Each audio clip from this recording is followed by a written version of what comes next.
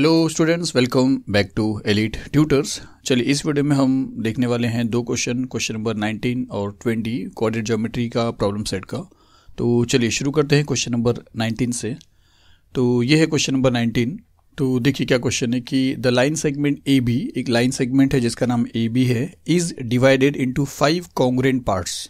वो 5 congruent parts से divide हुआ है और उसके लिए उसके बीच में 4 पॉइंट रहेंगे जिसकी वजह से वो 5 कॉन्ग्रुएंट पार्ट से डिवाइड हो जाएगा। और वो पॉइंट है P Q R S, such that, इस तरीके से कि ए और बी जो सेगमेंट है वो 5 कॉन्ग्रुएंट पार्ट से डिवाइड हुआ है और उसके बीच में जो पॉइंट है वो है पी क्यू आर एस। तो पी क्यू आर एस है जहाँ पे आप देख रहे हो एक पार्ट, 2 पार्ट, 3, 4, 5 पार्ट हो रहा है स्टूडेंट्स, समझेंगे आगे भी। अब उसके बाद आगे ये बोला है कि अगर इसके अंदर जो Q पॉइंट है उसका कोऑर्डिनेट आपको दिया जा रहा है और एक S पॉइंट है जिसका कोऑर्डिनेट आपको दिया जा रहा है, are the given, then find the coordinates of remaining points. जैसे A बच रहा है उसका कोऑर्डिनेट आप बताइए, P बच रहा है उसका कोऑर्डिनेट बताइए, R और B इनके कोऑर्डिनेट्स आपको बताना है। तो इसको सॉल्व करने से पहले मैं आपको बताता हूँ एक चीज़ जो हमने ऑलरेडी किया है मिड पॉइंट का थ्योरम वाला, कि अगर आपके पास एक सेगमेंट है और जिसका कोऑर्डिनेट आपके पास है ऑलरेडी, कोई भी कोऑर्डिनेट हो सकता है, और एक ऐसा पॉइंट है दूसरा जो मिड पॉइंट है, ये एंड पॉइंट का वो मिड पॉइंट है, मतलब ये डिस्टेंस और ये डिस्टेंस इक्वल है, और उसका क्या कोऑर्डिनेट है अगर वो आपको नहीं पता है, जबकि बाकी के एंड पॉइंट का कोऑर्डिनेट आपको पता है, तो उसके कोऑर्डिनेट को फाइंड आउट करने के लिए जो फॉर्मूला यूज़ करते थे वो था मिड पॉइंट फॉर्मूला। जहाँ पे अगर आपको ये x चाहिए तो आपको ये फॉर्मूला लिखना पड़ता था x1 प्लस x2 अपॉन 2, और अगर y चाहिए तो आपको ये फॉर्मूला लिखना पड़ता था y1 प्लस y2 अपॉन 2, जहाँ पे x1 और y1 और x2 और y2 ये दोनों होते थे, ये और ये। जैसे छोटा सा एग्जांपल लेके इसको सॉल्व करके आपको बता रहा हूँ कि अगर आपको ये x चाहिए तो आपका ये फॉर्मूला है x1 प्लस x2, तो x1 1 है और x2 3 है और आपको उसको 2 से डिवाइड करना है, तो जिसका सोल्यूशन हो जाएगा 1 प्लस 3 4 अपॉन 2, 2 2 ज़ा 4, तो आपको ये मिल जाता है 2। और फिर अगर आपको y चाहिए तो y का फॉर्मूला है y1 प्लस y2, तो y1 प्लस y2 मतलब 3 प्लस 5, तो 3 प्लस 5 डिवाइड बाई 2, जो आपको मिलेगा 5 प्लस 3 8 डिवाइड बाई 2, 2 4 ज़ा 8, तो आपको मिलता है 4। तो देखिए आपने मिड पॉइंट का कोऑर्डिनेट फाइंड आउट कर लिया जब उसके आजू बाजू का जो पॉइंट था जिसका डिस्टेंस उससे सेम था बाय मिड पॉइंट फॉर्मूले से।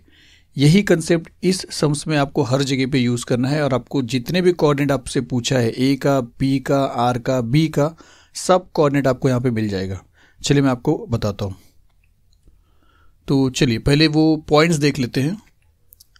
तो ये है सेगमेंट ए बी, एक एंड पॉइंट A है और एक एंड पॉइंट B है, तो एक A है और एक B है, और PQRS ये 4 पॉइंट है जो इसको 1 2 3 4 5 कॉन्ग्रुएंट पार्ट में डिवाइड कर रहे हैं, इक्वल पार्ट में। AP PB PQ सब इक्वल हो जाएंगे, AP PQ QR RS और SB।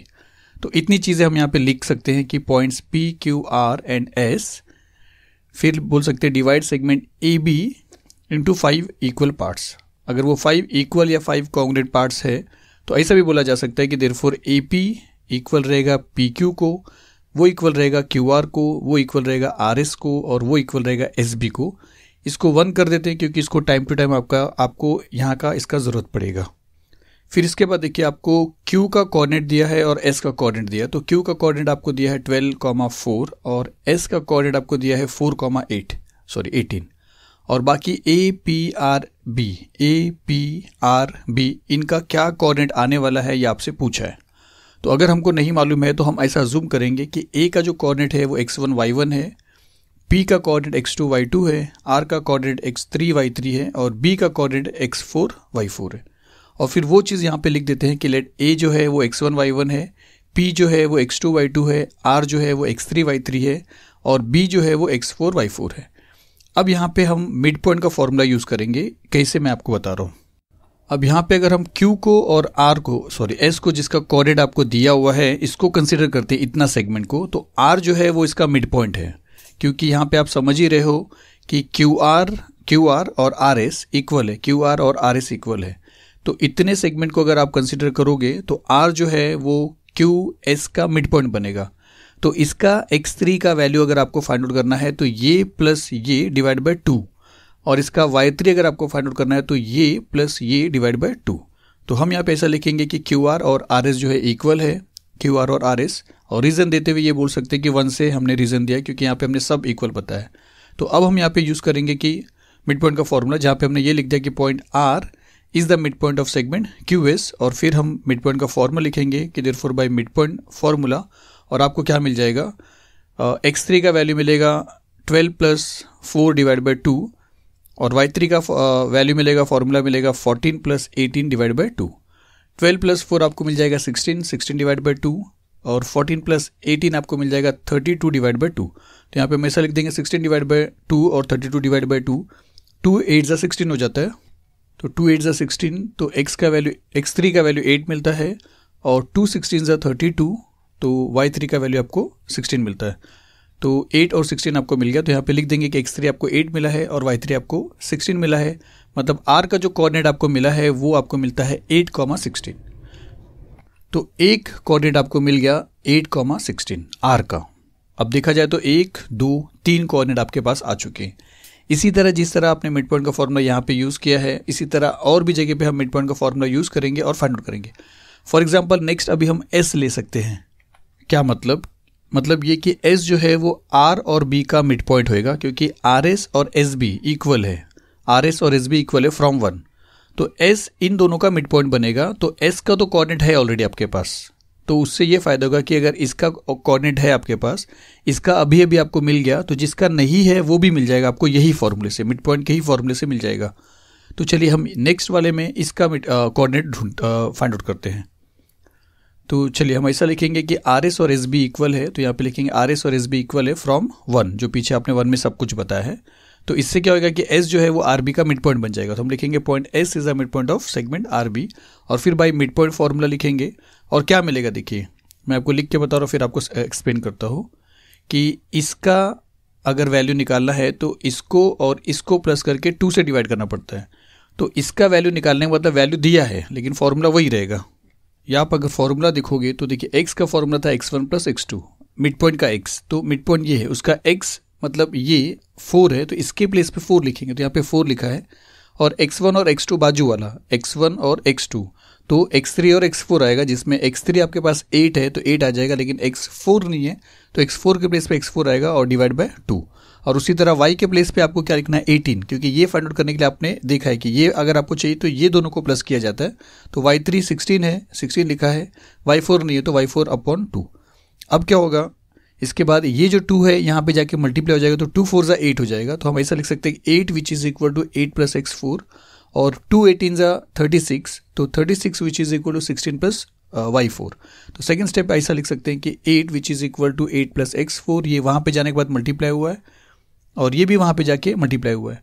अब ये 8 जो है इस तरफ आएगा तो 8 के साथ माइनस हो जाएगा, और ये 16 जब इस तरफ आएगा तो 36 के साथ माइनस हो जाएगा। तो ऐसा लिखेंगे कि x4 का वैल्यू क्या मिलेगा 8 माइनस 8, आप इंटरचेंज कर दिए हो, इसको यहाँ पे लाए हो लेकिन लिखे हो इस तरफ, और x4 को उस तरफ दिख रहा है पर लिखे हो इस तरफ, ऐसा किया जा सकता है। तो 8 माइनस 8 हो गया x4 का वैल्यू, 36 माइनस 16 हो गया y4 का वैल्यू, जैसे यहाँ पे लिखा है, देखिए यहाँ पे एक्यूरेट लिखा है, इसको यहाँ पे लिख दिया है, वैसा आप यहाँ पे भी कर सकते हो, दोनों का एक ही मतलब होता है। 8 में से 8 माइनस करेंगे 0, x4 आपको 0 मिलेगा, 36 में से 16 माइनस करेंगे 20, y4 का वैल्यू आपको 20 मिलेगा। तो हम ऐसा लिख सकते हैं कि x4 0 मिला है और y4 20 मिला है। इसका ये मतलब हो गया कि 0,20 ये आपको b का वैल्यू मिल जाता है, b का कोऑर्डिनेट। तो यहाँ पे लिख देते हैं 0,20। तो देखिए अब ये भी मिल गया, ये नहीं था ये मिल चुका, ये ऑलरेडी दिया हुआ है, ये नहीं था ये मिल चुका, ये ऑलरेडी दिया हुआ है। अब ये 2 फाइंड आउट करना है। अब ये 2 फाइंड आउट करने के लिए देखिए, ये दोनों फाइंड आउट करने के लिए पहले हम p को ले लेंगे, क्योंकि p जो है वो a का और q का मिड पॉइंट है, तो आपको एक ही दिया लेकिन, तो इससे नहीं होगा स्टूडेंट्स। फिर से अभी q ले लेंगे, q जो है वो p का और r का मिड पॉइंट है, तो जिसमें से q का भी कोऑर्डिनेट आपके पास है, r का भी आपको मिल चुका है, तो आपको p का कोऑर्डिनेट मिल जाएगा। जब एक बार p का मिल जाएगा तब हम p को ले लेंगे और a और q का फाइंड आउट करेंगे। तो चलिए q का लेते हैं, और यहाँ पे ऐसा लिखते हैं कि pq जो है वो QR के इक्वल में है, ये भी 1 से बताएंगे। तो Q जो है वो PR का मिड पॉइंट बन जाएगा, तो Q जो है वो PR का मिड पॉइंट बन जाएगा। तो हम लिखेंगे बाई मिड पॉइंट फॉर्मूला आपको इस बार क्या मिलेगा 12 which is equal to x2 plus x3, जिसमें x3 के प्लेस पे 8 लिखेंगे डिवाइड बाय 2, और 14 which is equal to y2 plus y3, जहाँ पे y3 के प्लेस पे लिख देंगे 16। तो ऐसा लिखेंगे कि 12 which is equal to x2 plus 8, फिर से बता रहा हूँ 12 which is equal to x2 plus 8 upon 2, और 14 which is equal to y2 plus 16 upon 2, जो यहाँ पे आपको दिख रहा है।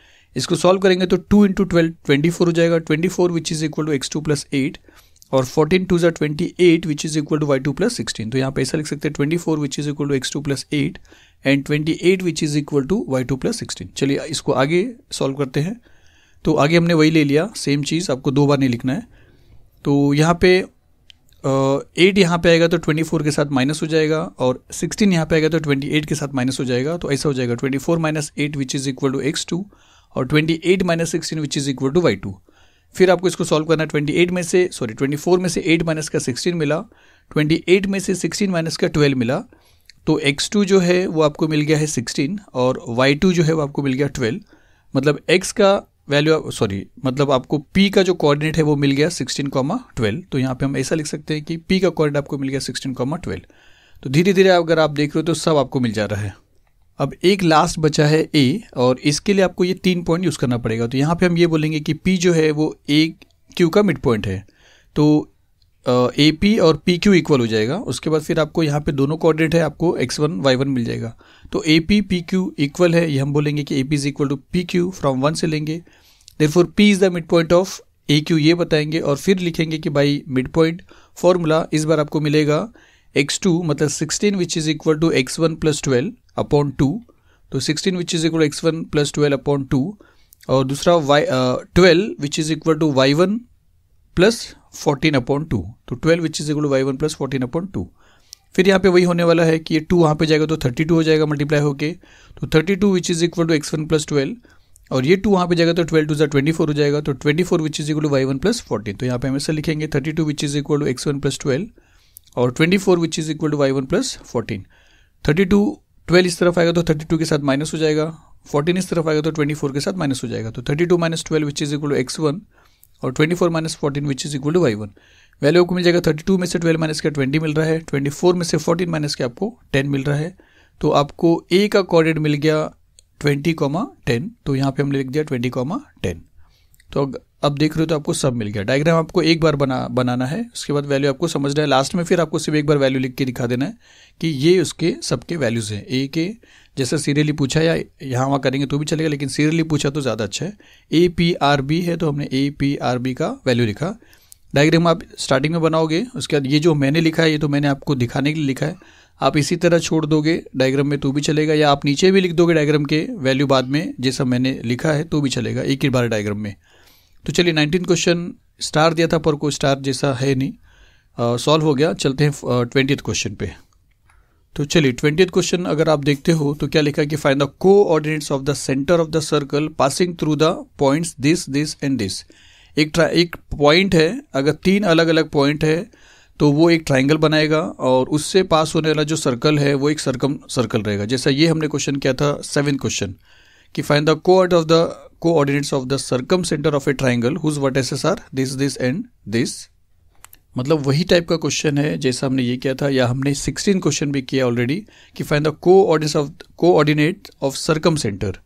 तो अगर सेंटर देखिए find the coordinates of centre बोला है ऑफ द सर्कल, और वो इस पॉइंट से जा रहा है, तो वही चीज़ हो रहा है स्टूडेंट्स कि ये भी वही चीज़ है। और यहाँ पे हमने जब इस सम्स को किया था, आप ये तीनों क्वेश्चन समझ लीजिए, ये चीज़ हमने एक्स्ट्रा किया था वो तो यहाँ पे नहीं है इस क्वेश्चन में। इस क्वेश्चन में सिर्फ आपको क्या करना है, एक 3 पॉइंट से सर्कल पास हो रहा है उसका सेंटर आपको फाइंड आउट करना है, और वो देखा जाए तो यही क्वेश्चन है। और इसको सॉल्व करने के लिए मैंने आपको बताया था ऐसा 3 स्टेप करना पड़ता है। तो देखिए यही है कि आपको इस सेंटर का, वो वाले क्वेश्चन के लिए बोल रहा है, ये तो ये क्वेश्चन का है कि इस सेंटर का कोऑर्डिनेट अगर फाइंड आउट करना है, अगर ये इस सेंटर का कोऑर्डिनेट आपको फाइंड आउट करना है अगर ये जो सर्कल है ऐसे 3 पॉइंट से पास हो रहा है। तो ये 3 पॉइंट हमने ऑर्डरली लिखा है, आप कैसे भी 3 पॉइंट लिखोगे तो कैसे भी ट्राइंगल बनेगा, पर वो ट्राइंगल ही रहेगा। तो हमने किया क्या था कि 3 स्टेप में इसको सॉल्व किया था। इन दोनों को का डिस्टेंस लिया था, फिर एक इक्वेशन बनाया था, फिर ये दोनों का डिस्टेंस लिया था और एक इक्वेशन बनाया था, और दोनों इक्वेशन को सॉल्व किया था। सेम क्वेश्चन हमने 16th वाले में भी किया था, ये दोनों का डिस्टेंस लिया था और इक्वेशन बनाया, ये दोनों का डिस्टेंस इक्वल लेके इक्वेशन बनाया, फिर इक्वेशन को सॉल्व किया, और वैसा ही आपको इसमें भी करना है। तो चलिए शुरू करते हैं। यहाँ पे 2 इक्वेशन बनता था और दोनों इक्वेशन को हम सब्ट्रैक्टिंग किया था हमने जब 16th और 7th क्वेश्चन सॉल्व किया था। लेकिन ये जो क्वेश्चन है इसके अंदर सब्ट्रैक्टिंग करने का आपको वो भी नहीं मिलेगा स्टूडेंट्स। चलिए इसको मैं क्लियर कर देता हूँ। तो यहाँ पे सब्ट्रैक्टिंग भी करना नहीं पड़ेगा, उसके पहले ही ये क्वेश्चन सॉल्व हो जा रहा है। एच और के का वैल्यू मिल जाएगा। तो वो जो 3 पॉइंट की बात कर रहे थे 6, -6, 3, -7 और 3, वो सपोज करिए कि ये है। तो इन पॉइंट से एक सर्कल जा रहा है, आपको सर्कल का सेंटर का कोऑर्डिनेट चाहिए। तो हमने क्या किया है, इसको ट्राइंगल करके ड्रॉ कर लिया है। नहीं ड्रॉ करोगे ट्राइंगल तो भी चलेगा, आप ये और ये आप ड्रॉ कर सकते हो। तो यहाँ पे ये रेडियस है, ये रेडियस है और ये रेडियस है, तो तीनों डिस्टेंस सेम रहेगा, AP, AQ और AR। तो चलिए शुरू करते हैं और इसको अज्यूम करते हैं कि H, K जो है वो यहाँ पे मेंशन कर देते हैं कि लेट A जो है वो H, K है और वो इस सर्कल का सेंटर है। मैं फिर से आपको बोल रहा कि अगर आप ये नहीं ड्रॉ करते हो तो भी चलेगा, और लेकिन इन तीनों को ड्रॉ करने पे आपको एक ट्राइंगल का शेप मिलेगा। तो ये उसका सेंटर है और ये तीनों भी रेडियस है, AP या PA, AQ और AR। तो हम यहाँ पे वो चीज़ बता देंगे कि PA, QA और RA ये तीनों भी इक्वल रहेंगे। इसको कंडीशन नंबर 1 रखा है, और Q इक्वल रहेंगे क्योंकि रेडियाई ऑफ सेम सर्कल है। अब एक एक डिस्टेंस लेंगे, जैसे PA और AQ या QA और PA, इसको इक्वल बता के फिर डिस्टेंस फार्मूला यूज़ करेंगे और आगे इक्वेशन बनाएंगे। तो लिखते हैं कि PA is equal to QA from 1, और फिर हम लिखेंगे कि यूजिंग डिस्टेंस फार्मूला, या आप लिख सकते हो बाय डिस्टेंस फार्मूला। और इसका डिस्टेंस क्या रहेगा, PA का डिस्टेंस क्या रहेगा, तो H - 6 the whole square root के अंदर plus K - 6 the whole square, और QA का क्या रहेगा, H - 3 the whole square root के अंदर plus K - 7 the whole square. तो हम अगर लिखेंगे तो इस तरह हो जाएगा, देखिए H - 6 the whole square plus K - 6 the whole square, फिर H - 3 the whole square plus K - 7 the whole square. अब ये जो पार्ट है इसको सिंप्लीफाई कर लेते हैं, क्योंकि नहीं मतलब माइनस और माइनस प्लस हो जाएगा तो K + 6 द होल स्क्वायर लिख देते हैं, माइनस और माइनस प्लस हो जाएगा तो K + 7 द होल स्क्वायर लिखेंगे। तो इस तरह लिखेंगे। और अब जो इंपॉर्टेंट स्टेप है, जो मैंने 7 क्वेश्चन और जो मैंने आपको बताया था उसके पे दोनों क्वेश्चन में हमने किया था, वो था स्क्वायरिंग। क्योंकि जब स्क्वायरिंग करोगे तो दोनों का जो रूट का साइन है वो चला जाएगा। तो हम यहाँ पे लिखेंगे स्क्वायरिंग बोथ द साइड्स, और स्क्वायरिंग करने पे आप समझ जाइए कि रूट का साइन चला जाएगा, H - 6 the whole square plus K plus, मतलब यही चीज़ मिलेगा लेकिन रूट का साइन क्या होएगा, चला जाएगा। तो स्क्वायरिंग करके आपको इस तरह लिखना है, दोनों का रूट आपको हटा देना है। इसके बाद चलिए आगे इसको किस तरह सॉल्व करेंगे वो देखते हैं। तो ये स्टेप को हम यहाँ पे कंटिन्यू करते हैं। ये चीज़ हमने लिखा है, अब इसको एक्सपांड करना है स्टूडेंट्स। ये ऑलरेडी मैंने कराया तो है, एक बार चलिए बता भी देता हूँ फिर से, ऑलरेडी कराया students. H - 6 the whole square जो है, H - 6 द होल स्क्वायर, इसको आपको A - B the whole square के फॉर्मूले से एक्सपांड करना है, जिसका सोल्यूशन क्या है, A² - 2AB + B स्क्वायर। तो यहाँ पे A स्क्वायर है, यहाँ पे आपको A स्क्वायर के प्लेस पे H स्क्वायर लिखना है, फिर माइनस 2AB तो 2H6, 2 को H को और 6 को मल्टीप्लाई करा तो 2 6 12H हो जाएगा, 12H, फिर प्लस B का स्क्वायर है, B का स्क्वायर मतलब 6 का स्क्वायर मतलब 36। तो उसी तरह आप इसको भी एक्सपांड कर सकते हो, प्लस है तो A + B का फॉर्मूला यूज़ होगा, A + B में सिर्फ यहाँ पे प्लस आ जाएगा। उसी तरह H - 3 को भी एक्सपांड कर सकते हो एक, और K + 7 को भी एक्सपांड कर सकते हो। तो मैं सब नहीं बता रहा स्टूडेंट्स, तो आप इस तरह आपको मिलेगा। जैसे इसका हमने यहाँ पे एक्सपांड किया, देखिए H - 6 द होल स्क्वायर का H² - 12H + 36 यहाँ तक लिखा है। उसी तरह K + 6 द होल स्क्वायर का यहाँ से यहाँ तक रहेगा, H - 3 द होल स्क्वायर का यहाँ से यहाँ तक रहेगा, K + 7 द होल स्क्वायर का यहाँ से यहाँ तक रहेगा। तो ये आप करेंगे तो आपके लिए भी अच्छा ही रहेगा, प्रैक्टिस हो जाएगा। अब इसके बाद वाले स्टेप में हमने सिर्फ किया ये है कि जो नंबर्स है, जैसे +36 जिसके साथ कोई भी वेरिएबल नहीं है, H K कोई भी नहीं है उसको, और ये +36 सबको उस साइड वो साइड भेज दिया है, और वो साइड में ऑलरेडी क्या रहेगा +9 और +49। बाकी K वाले और H वाले सबको इस तरफ ले लिया है। तो देखेंगे तो आप इस तरह आपको दिखाई दे रहा है। हमने क्या किया, देखिए इक्वल के राइट साइड में +9 था, अभी भी रखा है, राइट साइड में +49 अभी भी +49 है, लेफ्ट साइड का +36 जब राइट साइड में लाया तो -36 हो गया। फिर इस तरफ क्या क्या है, H² को रखा है, -12H को रखा है, प्लस K² को रखा है, +12K को रखा है। उसके बाद वहाँ से जो H² आया वो माइनस हो गया, वहाँ से जो -6H आया वो +6H हो गया, वहाँ से जो +K² आया -K² हो गया, उस तरफ से +14H जो इस साइड आया तो -14H बोल रहा हूँ, 14K इस तरफ आ गया, -14K हो गया। अब यहाँ पे आप कैंसिलेशन कर सकते हो, सबसे पहले तो प्लस एच स्क्वायर और माइनस एच स्क्वायर कैंसिल हो जाएगा, फिर प्लस के स्क्वायर और माइनस के स्क्वायर कैंसिल हो जाएगा। फिर उसके बाद जो जो चीज़ बच रहा है आप वैसा भी लिख सकते हो या आप सिंप्लीफाई करके लिख सकते हो, क्योंकि क्वेश्चन लेंदी है तो आप सिंप्लीफाई कर दोगे तो भी अच्छा ही रहेगा। जैसे यहाँ पे क्या बचेगा, देखिए -6h - 2k which is equal to -14। अब ये कैसे है मैं आपको यहाँ पे बता रहा हूँ। -12h है और +6h है, तो क्योंकि ये दोनों लाइक टर्म है एच वाले, तो माइनस और प्लस माइनस होएगा तो 12 में से 6 माइनस करोगे तो 6 आएगा, लेकिन ये ग्रेटर नंबर है तो -6h आएगा। उसी तरह +12k और -14k, तो प्लस और माइनस माइनस होता है, तो 12 में से या 14 में से 12 निकालोगे तो आपको 2 मिलेगा 2, तो 2k लिखोगे तो और ग्रेटर नंबर का साइन आ जाएगा -2k। अब एक क्वेश्चन ऐसा बता दूं कि किसी को अगर ऐसा लग रहा है कि तो k माइनस के भी चला जाएगा, तो ऐसा नहीं स्टूडेंट्स। ये इस तरह है कि 14 kg में से, जैसे 14 किलो में से अगर आप 12 किलो निकालोगे तो 2 किलो बचेगा। उसी तरह किसी को नहीं समझा रहेगा तो ऐसा किसी को डाउट आया होगा तो उसी तरह 14k में से अगर आप 12k को निकालोगे तो 2k आएगा, और ये है ग्रेटर नंबर तो इसका साइन आ जाएगा माइनस।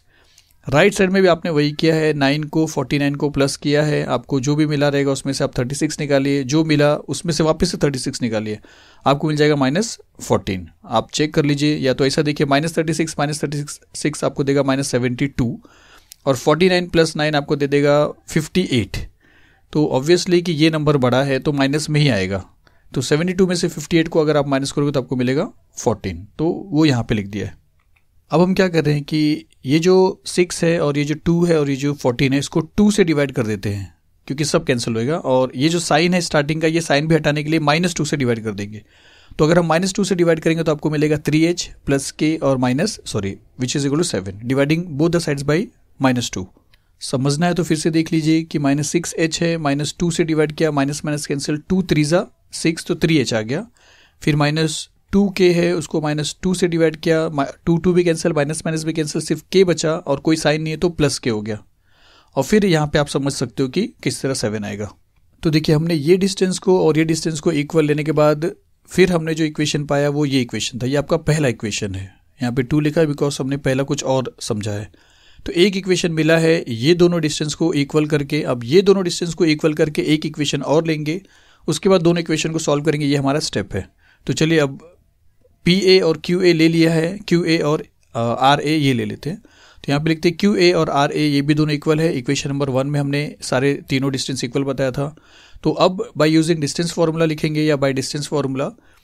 इसका फॉर्मूला क्या रहेगा, QA का, रूट के अंदर QA का, तो h - 3 द होल स्क्वायर जो पीछे था ये वाला देखिए, h - 3 द होल स्क्वायर, और k - 7 द होल स्क्वायर, मतलब k + 7 द होल स्क्वायर। फिर ये क्योंकि रिपीट हो रहा है, ये दूसरी टाइम आ रहा है, और यहाँ पे क्या फॉर्मूला रहेगा, h - 3 द होल स्क्वायर और k - 3 द होल स्क्वायर। तो ये रूट के अंदर रहेगा, तो हम इस तरह लिख देंगे, और फिर इसको सिंप्लीफाई कर लेते हैं, माइनस माइनस प्लस, तो यहाँ पे ऐसा लिख देते हैं, प्लस हो रहा है। अब फिर से वही स्टेप आएगा, स्क्वायरिंग बोथ द साइड। जब स्क्वायरिंग करेंगे तो ये रूट का जो साइन है वो चला जाएगा, तो इसको हम एज इट इज़ लिख देते हैं, या स्क्वायरिंग कर देते हैं स्टूडेंट्स। स्क्वायरिंग करेंगे तो आपको ये चीज़ मिलेगा। अब इसको एक्सपांड करके किस तरह किया जाता है ये ऑलरेडी मैंने आपको बताया है, तो हम डायरेक्टली यहाँ पे एक्सपांड करेंगे। तो इसको एक्सपांड किया है और इसको एक्सपांड, देखिए यहाँ पे हाँ एक चीज़ आप समझिए, बहुत सिंपल ये चीज़ हो रहा है कि इसको एक्सपांड किया है और इसको एक्सपांड किया है, क्योंकि यहाँ पे h - 3 the whole square plus में दिख रहा है, वही चीज़ यहाँ पे भी h - 3 the whole square plus में दिख रहा है, जो इस तरफ आएगा तो माइनस हो जाएगा। ऐसा समझिए, जो भी इसका सोल्यूशन रहेगा इस तरफ, सेम सोल्यूशन रहेगा इस तरफ भी, और जब ये सबको जब आप इस तरफ लाओगे तो सबका साइन चेंज हो जाएगा और अपोजिट हो जाएगा और सब कैंसिल हो जाएंगे। तो ये दोनों यहाँ पे कैंसिल हो जा रहा है। अगर आप ऐसा देखते हो कोई चीज़ सिंपल तो आप कैंसिल कर सकते हो। फिर आपको इसका एक्सपांशन ये है और इसका एक्सपांडेड फॉर्म ये है, जिसमें से आप फिर से देखोगे तो k स्क्वायर भी कैंसिल हो रहा है।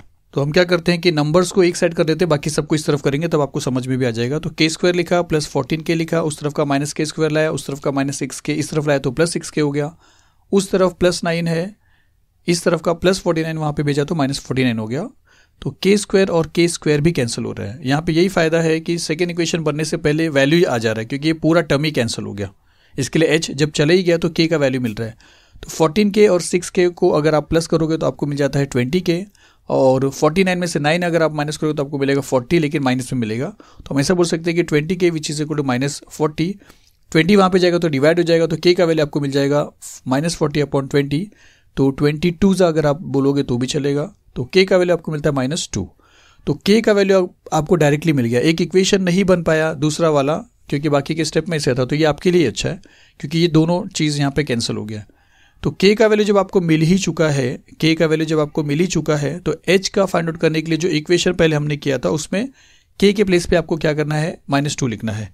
तो हम ऐसा लिखेंगे कि सब्सटीट्यूटिंग के इक्वल्स टू -2 इन इक्वेशन 2। तो अगर आपको इक्वेशन 2 देखना है एक बार तो देख लीजिए, देखिए ये है इक्वेशन 2, तो जहाँ पे के है यहाँ पे आप लिखोगे -2, तो 3h - 2 which is equal to 7, इस तरह हमको लिखना पड़ेगा। तो हम यहाँ पे लिखेंगे 3h - 2 which is equal to 7, -2 वहाँ पे जाएगा तो +2 हो जाएगा, 7 + 2 9 हो जाएगा। तो हम ऐसा लिख सकते हैं 3h which is equal to 7 + 2, therefore 3h which is equal to h which is equal to 9/3, या ऐसा एक स्टेप यहाँ पे लिख सकते हैं कि therefore 3h which is equal to 9, और फिर 3 वहाँ पे जाएगा तो डिवाइड हो जाएगा, तो 9 डिवाइड बाय 3, तो 9 को डिवाइड करेंगे तो 3 3 9 हो जाएगा, तो 3 3 9, तो h का वैल्यू आपको मिल जाता है 3। तो यहाँ पे लिखेंगे therefore h is equal to 3। तो अब आपको क्या करना है, आपको ये 3 मिल गया है और k जो है आपको -2 मिल गया है, और ये इस सर्कल का सेंटर का कोऑर्डिनेट मिल गया है जो सर्कल ये 3 पॉइंट से पास हो रहा था। तो फाइनली हम ऐसा लिख सकते हैं देयरफॉर a जो है वो -3, 3, -2 है, is the centre of the circle. इतना ईजी स्टूडेंट्स। चलिए फिर 20th क्वेश्चन यहाँ पे फिनिश होता है और मिलते हैं फिर अगले वीडियो में आगे का जो क्वेश्चन बच रहा है उसके साथ। चलिए, थैंक यू वेरी मच।